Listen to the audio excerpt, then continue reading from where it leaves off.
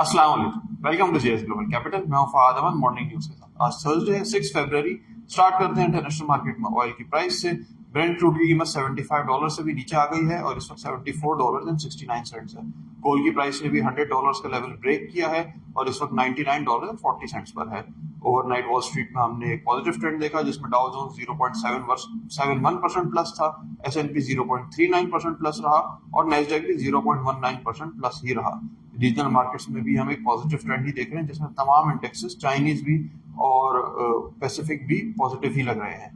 अगर हम local news की तरफ आए तो प्राइम मिनिस्टर जो प्रेसिडेंट ऑफ पाकिस्तान है आसिफ अली जरदारी साहब, उनकी चाइनीज प्रेसिडेंट से मुलाकात हुई है जिसमें multiple memorandum of understanding sign हुआ है और फर्दर कोऑपरेशन की भी डिस्कशन हुई है। इसके अलावा ट्यूसडे को टी बिल्स ऑप्शन हुए थे जिसमें गवर्नमेंट का टारगेट था 450 बिलियन रुपीस रेस करना और 452 बिलियन रुपीस रेस हो गए थे। इसमें सरप्राइजिंगली हमने कट ऑफ यील्ड्स में थोड़ा सा इजाफा देखा है, 10 से 20 बेसिस पॉइंट्स का इजाफा आया है कट ऑफ यील्ड्स के अंदर।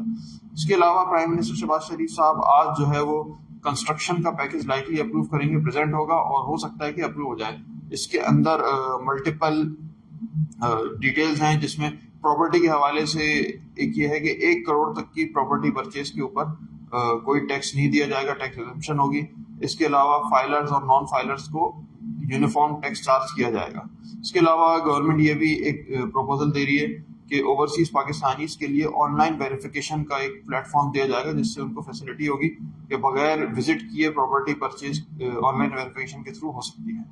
इसके अलावा पाकिस्तान बिजनेस काउंसिल ने प्राइम मिनिस्टर शहबाज शरीफ साहब को इन्फॉर्म किया है थ्रू अ लेटर कि कैप्टिव पावर प्लांट्स के गैस टैरिफ के इंक्रीज के बाद पाकिस्तान की जो एक्सपोर्ट है वो इनकम्पिटिटिव हो गई इंटरनेशनल मार्केट्स में, और अगर यही कंडीशन रही तो जो $70 बिलियन एक्सपोर्ट का टारगेट था 2027 का वो मीट नहीं हो सकेगा।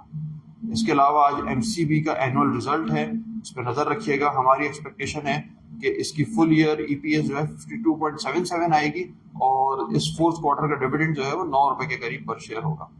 इसके अलावा अगर हम मार्केट को देखें तो ट्यूसडे को भी मार्केट एक करेक्टिव मोड में ही बंद हुई थी और 809 पॉइंट लूज करने के बाद 1,11,935 के लेवल में बंद हुई थी। इस वक्त मार्केट का जो इनिशियल सपोर्ट है वो 1,11,500 का ये 30 डे मूविंग एवरेज का लेवल है, 50 डे मूविंग एवरेज का लेवल है, और अगर मार्केट इसको सपोर्ट नहीं करती तो 1,10,000 की तरफ भी जा सकती है। मार्केट की रेजिस्टेंस 30 डे मूविंग एवरेज के लेवल पे ही रहेगी जो कि इस वक्त 1,14,200 है।